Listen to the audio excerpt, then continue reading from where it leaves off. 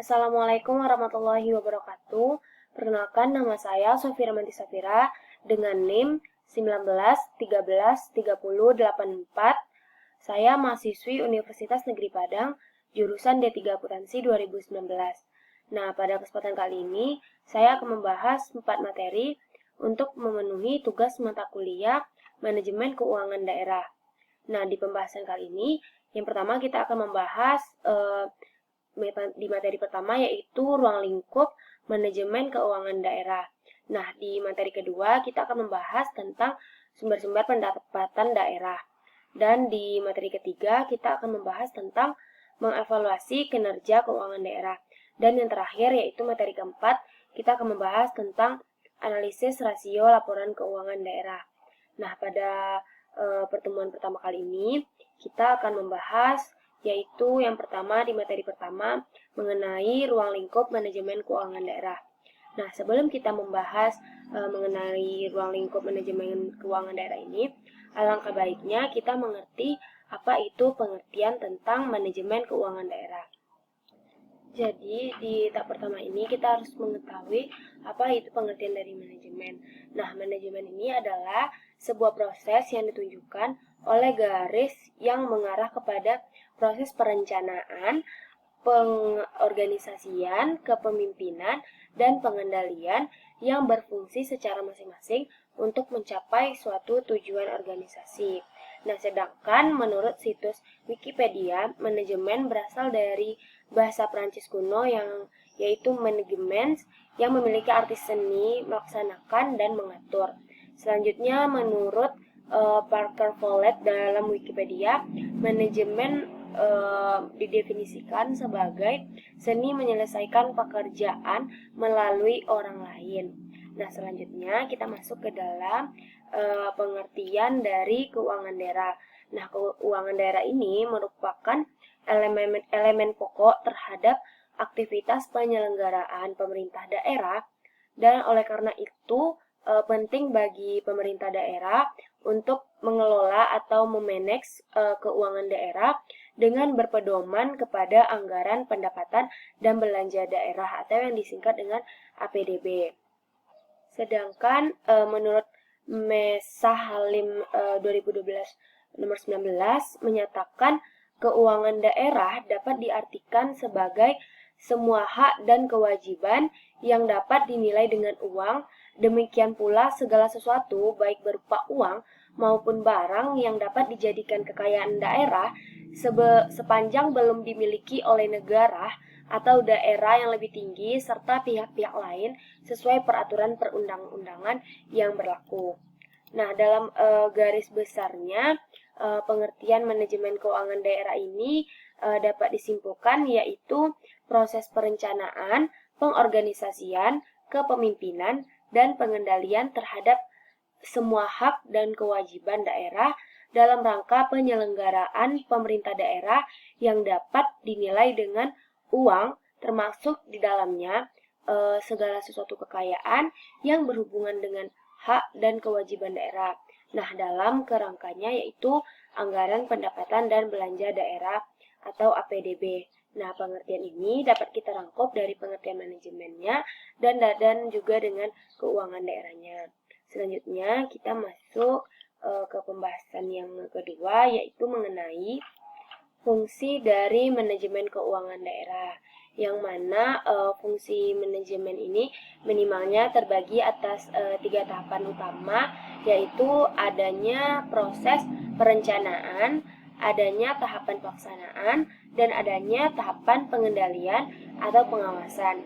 Nah, oleh karena itu, fungsi dari manajemen keuangan daerah ini terdiri juga dari unsur-unsur pelaksanaan tugas yang terdiri dari tugas pertama yaitu ada pengalokasian potensi sumber-sumber ekonomi daerah, dan yang kedua yaitu ada proses penyusunan anggaran pendapatan dan belanja daerah, dan yang ketiga ada tolak ukur kinerja dan standarisasi, dan keempat ada pelaksanaan anggaran yang sesuai dengan prinsip-prinsip akuntansi, kelima laporan pertanggungjawaban keuangan kepala daerah, dan yang terakhir yaitu pengendalian dan pengawasan keuangan daerah.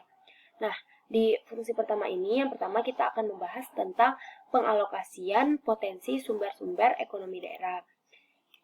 Nah, mana di sini bagi seorang manajer keuangan daerah, baik yang berada di struktur biro atau di dinas, harus memahami bentuk potensi sumber-sumber ekonomi daerah. Nah, potensi sumber ekonomi daerah ini bersumber juga dari faktor internal dan faktor eksternal. Nah, mana faktor internal ini adalah faktor dari dalam, sedangkan faktor eksternal ini adalah faktornya dari luar. Nah, selanjutnya yang kedua, kita akan membahas yang kedua, yaitu proses penyusunan anggaran pendapatan daerah dan belanja daerah.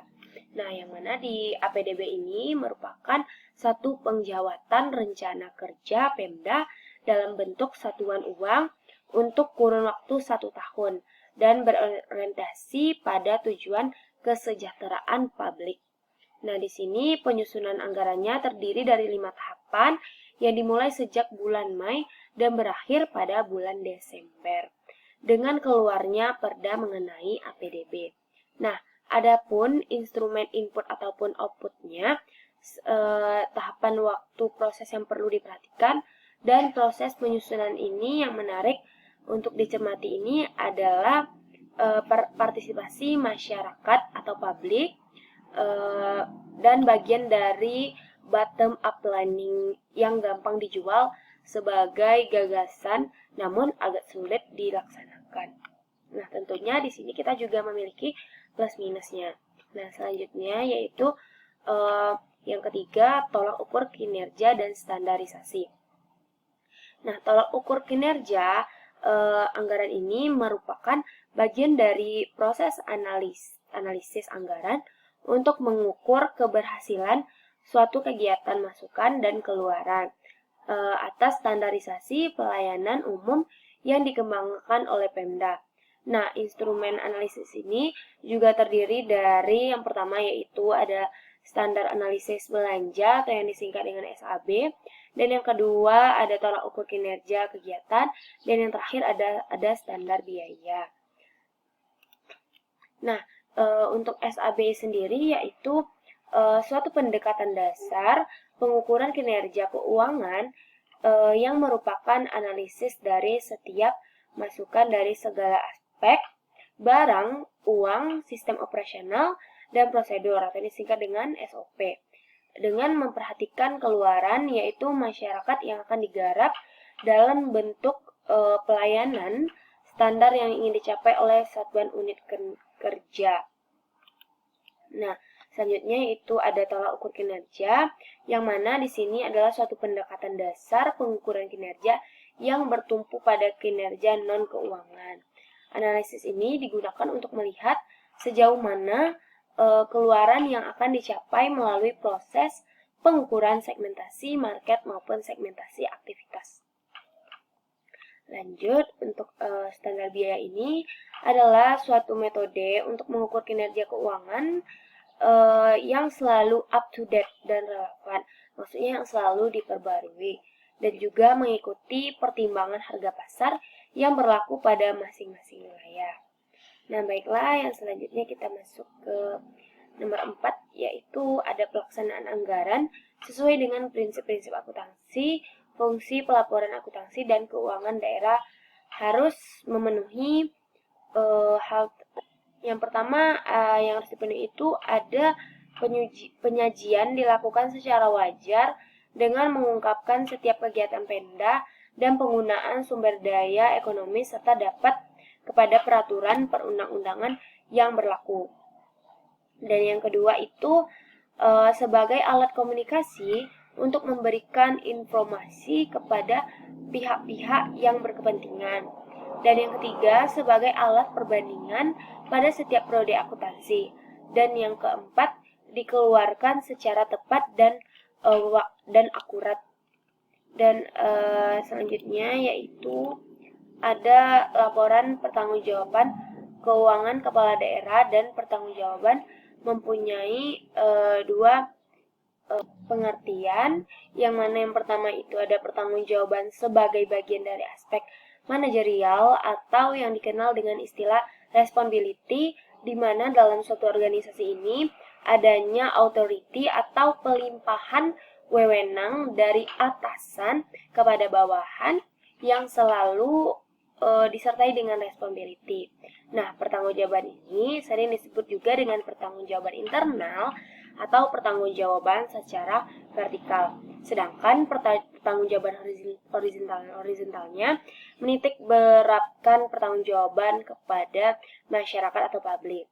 Nah, representasi masyarakat terwakili oleh DPRD di mana proses pembentukannya atas dasar pemulihan.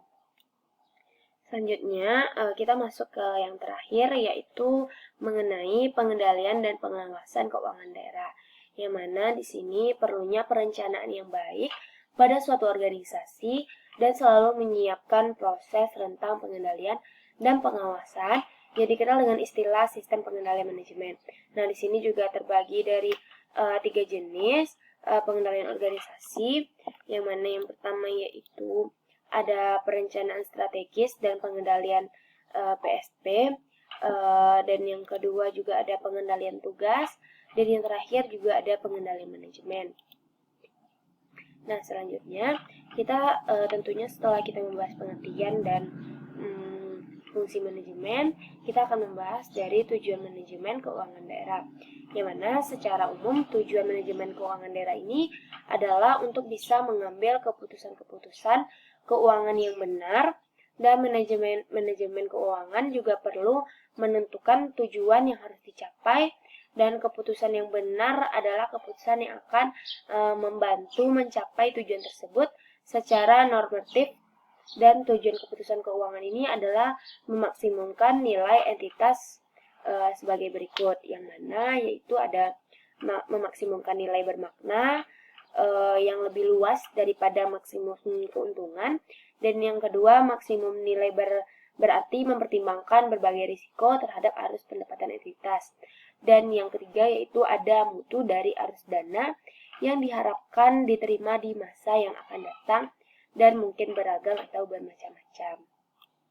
Nah, selanjutnya kita masuk ke lingkup manajemen keuangan daerah. Nah, perlu diingat kembali, ini masih dengan pembahasan kita yang pertama. Nah, baiklah, jadi keuangan daerah ini yang dikelola manajemen keuangan daerah. Adapun ruang lingkup dan keuangan daerah menurut Halim 2021 nomor 20 ada 2, yaitu yang pertama, keuangan daerah yang dikelola langsung dan kekayaan daerah yang dipisahkan. Nah, keuangan daerah yang dikelola langsung ini meliputi 2. Yang pertama juga ada anggaran pendapatan belanja daerah atau yang disingkat dengan APDB, dan yang kedua barang-barang inventaris milik daerah. Dan sedangkan pada kekayaan daerah ini yang dipisahkan juga meliputi badan usaha milik daerah atau yang disingkat dengan BUMD.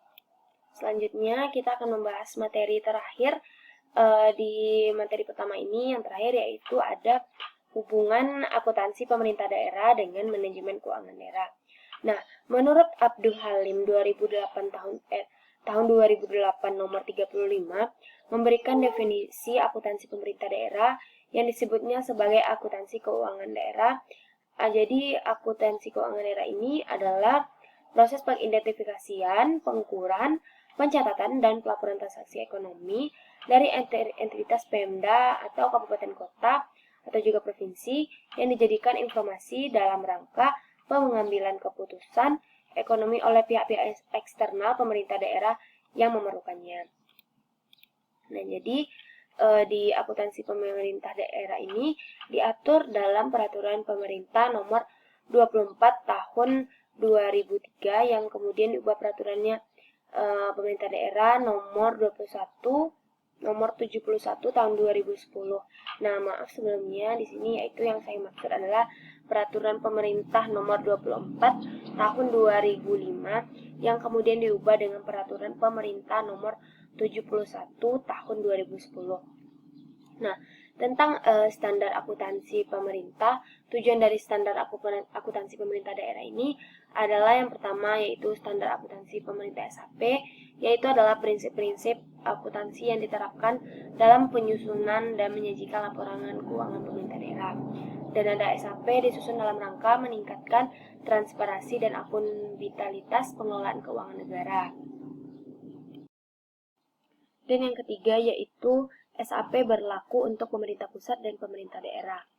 Dan selanjutnya selain tujuan tersebut, tentunya standar akuntansi pemerintahan ini juga bertujuan untuk yang pertama akuntabilitas, yaitu mempertanggungjawabkan pengelolaan dan pelaksanaan kebijakan sumber daya dalam mencapai tujuan, dan yang kedua itu ada manajemen, yang mana di sini dapat mempermudahkan fungsi perencanaan, pengelolaan, dan pengendalian atas aset, kewajiban, dan ekuitas dana pemerintah. Dan yang ketiga itu transparansi, memberikan informasi keuangan yang terbuka, jujur, menyeluruh kepada stakeholders-nya. Nah, baiklah, sekian dari pembahasan di materi pertama. Selanjutnya kita akan masuk di pembahasan kedua, yaitu membahas materi kedua mengenai sumber-sumber pendapatan daerah, yang mana terbagi di sini ada pendapatan asli daerah, yang kedua ada dana perimbangan daerah, dan ketiga lain-lain pendapatan. Nah, pertama kali kita akan membahas tentang pendapatan asli daerah. Berdasarkan Undang-Undang Nomor 33 Tahun 2004 tentang Perimbangan Keuangan Antar Pusat dan Daerah, Pasal 1 Angka 18, bahwa pendapatan asli daerah selanjutnya disebut dengan PAD atau yang disingkat dengan PAD, yaitu pendapatan yang diperoleh daerah yang dipungut berdasarkan peraturan daerah sesuai dengan peraturan perundang-undangan. Sedangkan menurut Waristo tahun 2021 nomor 128, pendapatan asli daerah adalah pendapatan yang bersumber dan dipungut sendiri oleh pemerintah daerah. Nah, sumber PAD ini terdiri dari pajak daerah, retribusi daerah, laba, dan badan usaha milik daerah atau yang disingkat dengan BUMD, dan pendapatan asli daerah lainnya yang sah.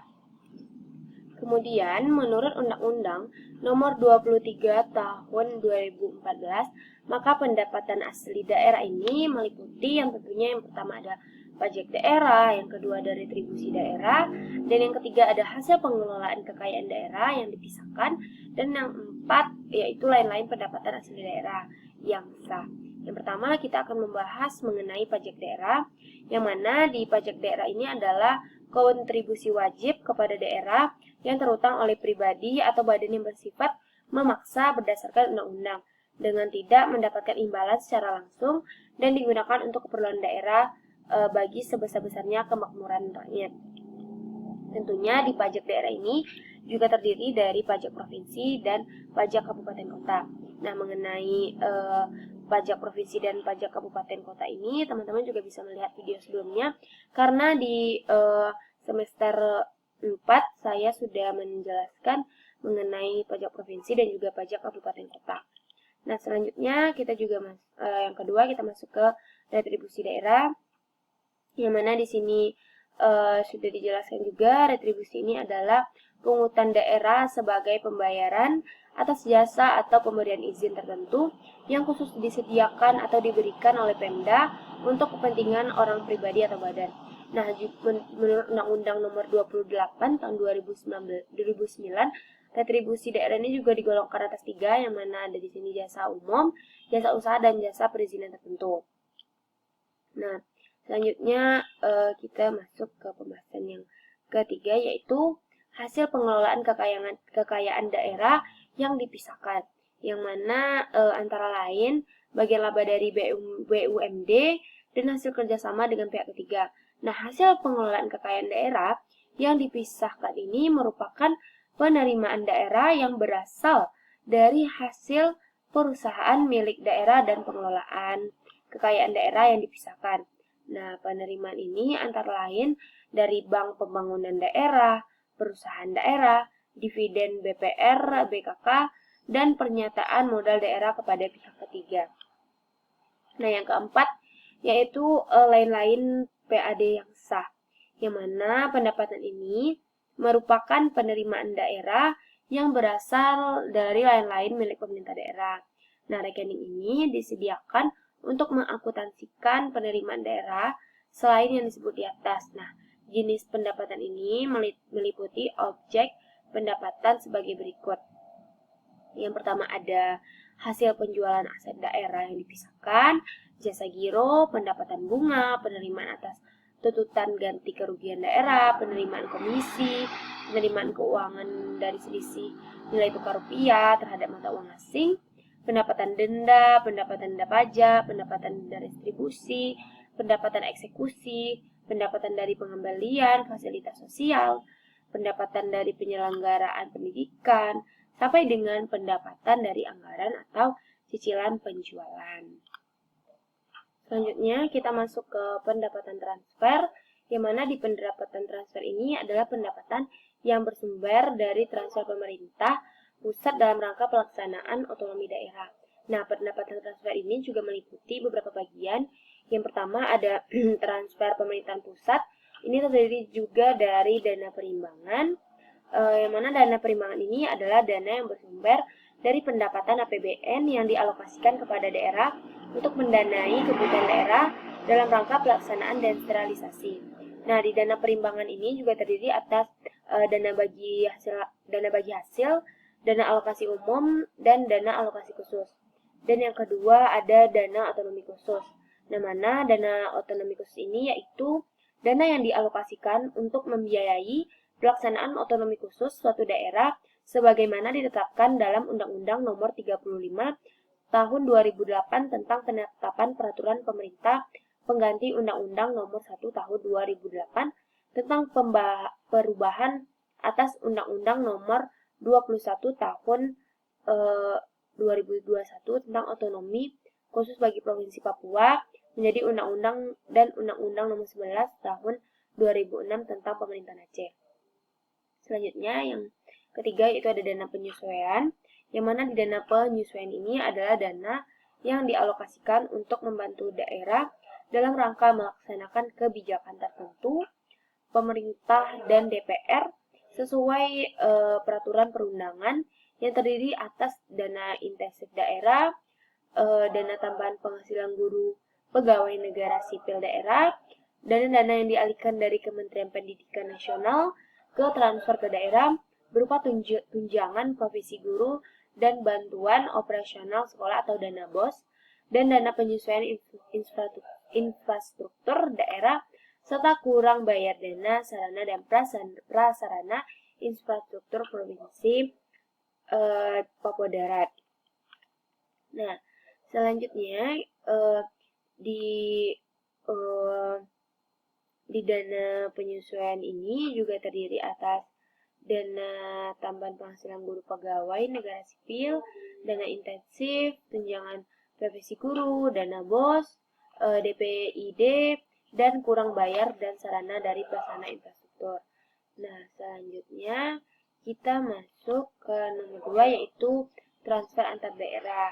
Yang mana di transfer antar daerah ini juga terdiri atas yang pertama ada pendapatan bagi hasil, yang kedua bantuan keuangan, dan pendapatan bagi hasil ini merupakan dana yang bersumber dari pendapatan tertentu daerah yang dialokasikan kepada angka persentase tertentu sesuai dengan ketentuan peraturan perundang-undangan.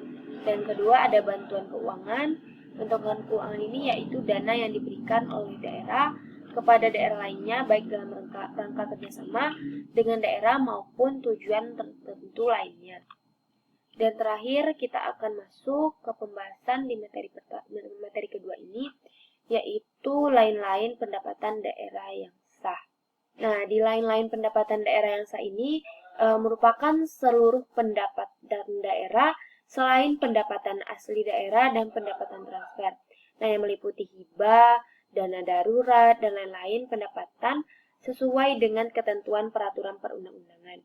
Nah, hibah ini juga merupakan bantuan berupa uang, barang, atau jasa yang berasal dari pemerintah pusat, daerah yang lain, nah masyarakat dan badan usaha dalam negeri atau luar negeri yang bertujuan untuk menunjang peningkatan penyelenggaraan urusan pemerintahan yang menjadi kewenangan daerah. Nah, dana darurat ini juga dapat dialokasikan pada daerah dalam APBN untuk mendanai keperluan mendesak yang diakibatkan oleh bencana yang tidak mampu ditanggulangi lagi oleh daerah dengan menggunakan sumber APBD. Nah, baiklah, sekian dari pembahasan materi kedua ini. Kita akan masuk ke pembahasan materi ketiga, yaitu mengenai mengevaluasi kinerja keuangan daerah.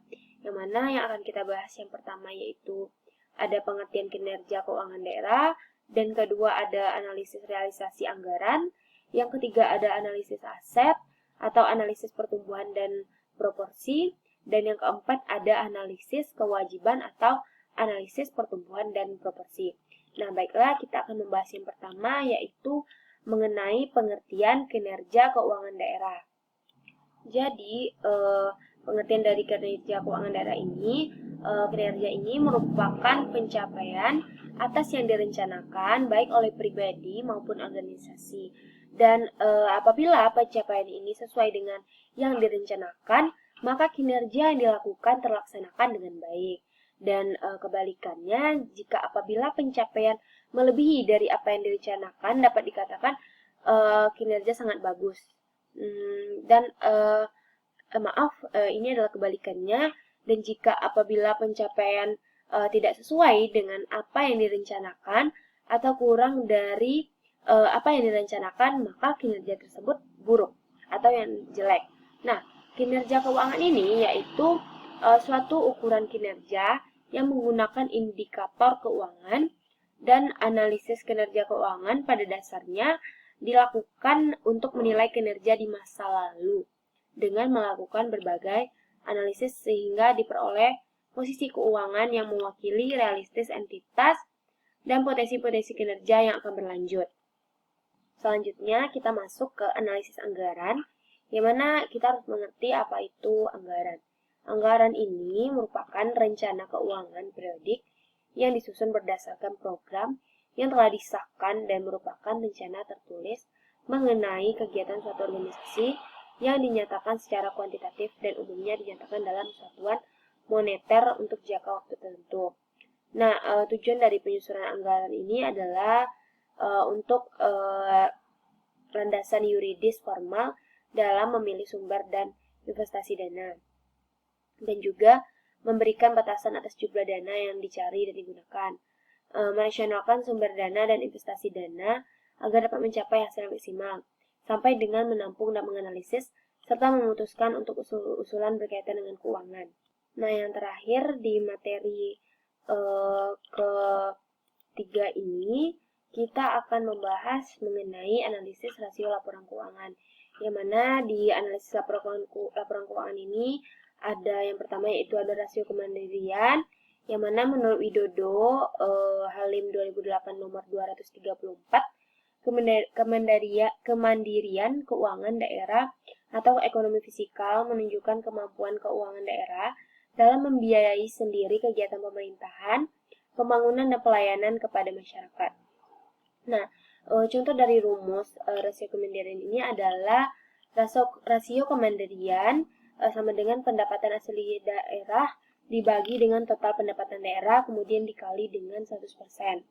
Nah, yang kedua, kita mencari rasio efektivitas terhadap PAD, yang mana di sini menggambarkan kemampuan Pemda dalam merealisasikan PAD yang direncanakan dibandingkan dengan target yang ditetapkan berdasarkan potensi real daerah.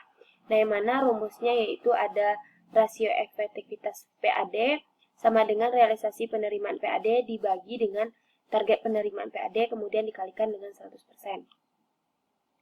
Selanjutnya kita masuk mencari rasio efisiensi keuangan daerah, yang mana dapat dihitung dengan menggunakan rasio efisiensi, yaitu rasio yang menggambarkan perbandingan antara output dan input atau realisasi pengeluaran dengan realisasi pemerintah daerah. Nah, rasio efisiensi keuangan daerah ini memiliki rumus yaitu total realisasi belanja dibagi dengan total realisasi pendapatan dikali dengan 100%. Kemudian kita mencari rasio keserasian belanja daerah, yang mana di rasio keserasian ini dapat diukur ada dua, yaitu yang pertama ada rasio belanja operasional terhadap total belanja daerah, yaitu rumusnya total belanja operasional dibagi dengan total belanja daerah dikali dengan 100%. Sedangkan untuk rasio belanja modal terhadap total belanja daerah, yaitu rumusnya total belanja dibagi total belanja daerah dikali dengan 100%. Nah, baiklah, sampai di sana pembahasan materi ketiga. Selanjutnya kita akan membahas ke pembahasan materi yang keempat, yaitu mengenai analisis laporan keuangan pemerintah daerah, yaitu dalam laporan realisasi anggaran. Nah, di laporan realisasi anggaran ini, atau yang disingkat dengan LRA, yaitu laporan realisasi ini terdiri atas 4. Yang pertama ada pendapatan LRA, dan yang kedua ada belanja, dan ketiga ada transfer, dan keempat ada pembiayaan. Nah, yang pertama kita akan masuk ke pendapatan LRA, yang mana semua penerimaan kas umum daerah yang menambah saldo anggaran lebih dalam periode tahun anggaran yang bersangkutan yang menjadi hak pemerintahan dan tidak perlu dibayar kembali oleh pemerintah. Sedangkan belanja yaitu semua pengeluaran kas umum daerah yang mengurangi saldo anggaran lebih dalam periode tahun anggaran bersangkutan yang tidak akan diperoleh pembayarannya kembali oleh pemerintah. Kemudian transfer yaitu penerimaan atau pengeluaran uang oleh suatu entitas pelaporan atau kepada entitas pelaporan lain, termasuk dana perimbangan dan dana bagi hasil. Nah, sifat dari transfer pelaporan LR ini adalah pengeluaran uang oleh pemerintah daerah kepada entitas lain.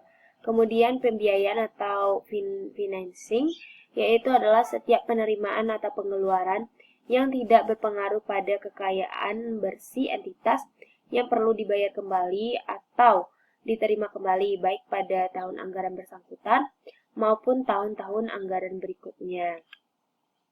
Yang kedua, kita masuk ke analisis pendapatan LRA, yang mana di analisis pendapatan LRA ini terdiri atas 4. Yang pertama, kita akan membahas tentang analisis varians pendapatan, yang mana di sini ada langkah-langkah analisis varians, yaitu langkah pertama, melihat besarnya selisih anggaran pendapatan dengan realisasinya baik secara nominal. Dan kedua, menetapkan tingkat selisih yang dapat ditoleransi atau dianggap wajar. Ketiga, menilai signifikan tidaknya selisih tersebut jika dilihat dari total pendapatan. Yang terakhir yaitu menganalisis penyebab terjadinya selisih anggaran pendapatan. Nah, selanjutnya yaitu kita membahas analisis pertumbuhan pendapatan. Di sini analisis pertumbuhan pendapatan bermanfaat untuk mengetahui apakah Pemda atau pemerintah daerah dalam tahun anggaran bersangkutan atau selama beberapa periode anggaran, kinerja anggaran atau realisasinya mengalami pertumbuhan secara positif atau negatif.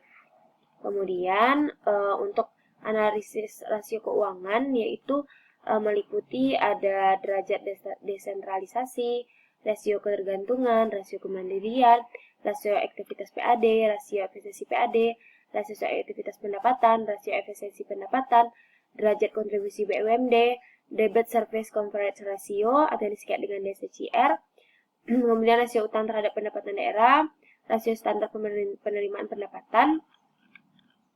Nah, baiklah, selanjutnya kita masuk ke analisis belanja. Yang mana di analisis belanja ini adalah semua pengeluaran kas umum daerah yang mengurangi saldo anggaran lebih dalam periode tahun anggaran bersangkutan yang tidak akan diperoleh pembayarannya kembali oleh pemerintah. Nah, tentunya di sini juga memiliki jenis-jenis belanja berdasarkan SAP tahun 71 tahun 2010, Permendagri 64 tahun 2017, terbagi dari yang pertama adalah belanja operasi, belanja modal, dan belanja tak terduga. Sedangkan jenis-jenis belanja berdasarkan Permendagri nomor 13 tahun 2006, yaitu ada belanja langsung dan belanja tidak langsung. Nah, jadi belanja operasi ini adalah pengeluaran anggaran untuk kegiatan sehari-hari pemerintah pusat atau daerah yang memberi manfaat jangka pendek. Dan belanja operasi ini juga meliputi dari belanja pegawai, belanja barang, bunga, subsidi, hibah, dan bahkan bantuan sosial. Nah, baiklah saya akan menjelaskan apa itu yang dimaksud dengan belanja modal, yang mana di belanja modal ini adalah pengeluaran anggaran untuk perolehan aset tetap dan aset lainnya yang memberi manfaat lebih dari satu periode akuntansi. Sedangkan belanja tak terduga atau lain-lain ini adalah pengeluaran anggaran untuk kegiatan yang sifatnya tidak biasa dan tidak diharapkan berulang, seperti penanggulangan bencana alam, bencana sosial, dan pengeluaran tidak terduga lainnya yang sangat diperlukan dalam rangka penyelenggaraan kewenangan. Sedangkan belanja langsung ini adalah belanja yang dianggarkan terkait dengan secara langsung dengan pelaksanaan program dan kegiatan. Nah, belanja langsung ini juga terdiri dari belanja pegawai, belanja barang dan jasa, serta belanja modal. Dan yang terakhir adalah belanja tidak langsung, yang mana belanja ini yang dianggarkan tidak terkait secara langsung dengan pelaksanaan program kegiatan. Nah, belanja tidak langsung ini juga terdiri dari beberapa bagian, yaitu ada belanja pegawai, belanja bunga, belanja subsidi, belanja hibah, sampai dengan belanja tak terduga. Nah, tentunya di belanja ini kita juga akan membahas mengenai analisis belanja. Yang mana di analisis belanja ini juga terdiri dari 5, yaitu yang pertama ada analisis varian belanja, yang merupakan di sini cara mencarinya itu batas maksimum pengeluaran yang dilakukan oleh pemerintah daerah. Nah, analisis varians ini merupakan analisis terhadap perbedaan atas selisih antara realisasi belanja dengan anggaran belanja. Nah, di sini memiliki rumus, yaitu varians belanja sama dengan realisasi belanja dikurang dengan anggaran belanja. Selanjutnya yang kedua yaitu analisis pertumbuhan belanja. Nah, analisis pertumbuhan belanja ini bermanfaat untuk mengetahui perkembangan belanja dari tahun ke tahun, dan analisis pertumbuhan belanja ini dilakukan untuk mengetahui berapa besar pertumbuhan masing-masing belanja. Nah, apakah pertumbuhan tersebut rasional dan dapat dipertanggungjawabkan. Nah, di sini rumus analisis pertumbuhan belanja ini yaitu pertumbuhan belanja tahun T ke tahun T tambah 1 sama dengan belanja tahun T tambah 1 dikurang dengan belanja tahun T dibagi, kemudian setelah didapatkan hasil dari belanja tahun T tambah 1 dikurang belanja tahun T ini dibagi dengan belanja tahun T tersebut. Setelah didapatkan hasilnya lagi, baru dikalikan dengan 100%. Nah, tentunya analisis pertumbuhan belanja ini juga dapat dilakukan untuk anggaran belanja dan juga realisasi belanja. Kemudian yang ketiga, yaitu analisis keserasian belanja. Nah, di analisis keserasian belanja ini dapat bermanfaat untuk mengetahui keseimbangan antar belanja, dan hal ini juga terkait dengan fungsi anggaran sebagai alat distribusi, alokasi, dan stabilisasi. Nah, kemudian kita masuk ke pembahasan selanjutnya, yaitu kita akan membahas rasio efisiensi belanja. Yang mana di rasio efisiensi belanja ini merupakan perbandingan antara realisasi belanja dengan anggaran belanja. Nah, rasio ini digunakan untuk mengukur tingkat penghematan anggaran yang dilakukan oleh pemerintah. Nah, rumus rasio efisiensi belanja ini yaitu rasio efisiensi belanja sama dengan realisasi belanja dibagi dengan anggaran belanja, kemudian dikalikan dengan 100. Nah, kemudian yaitu kita mencari rasio belanja terhadap PDRB. Nah, yang mana rumusnya di sini yaitu rasio belanja daerah terhadap PDRB sama dengan total realisasi belanja daerah dibagi dengan total PDRB. Nah, sekian nih, maaf sebelumnya di sini kita juga akan membahas tentang analisis pembiayaan atau analisis pertumbuhan. Nah, di analisis pertumbuhan pembiayaan ini bermanfaat untuk mengetahui perkembangan pembiayaan dari tahun ke tahun. Nah, di analisis pertumbuhan pembiayaan ini dilakukan untuk mengetahui berapa besar pertumbuhan masing-masing pembiayaan dan apakah pertumbuhan tersebut rasional dan dapat dipertanggungjawabkan. Kemudian hanya itu yang dapat saya sampaikan dalam materi 4 ini. Jika ada kesalahan kata dari materi 1 sampai materi 4, saya mohon maaf, dan jika ada tambahan atau adanya penyampaian atau kritikan dari Bapak dan teman-teman, boleh langsung disampaikan dalam komentar. Saya ucapkan terima kasih atas perhatian Bapak dan teman-teman. Saya akhiri dengan Assalamualaikum warahmatullahi wabarakatuh.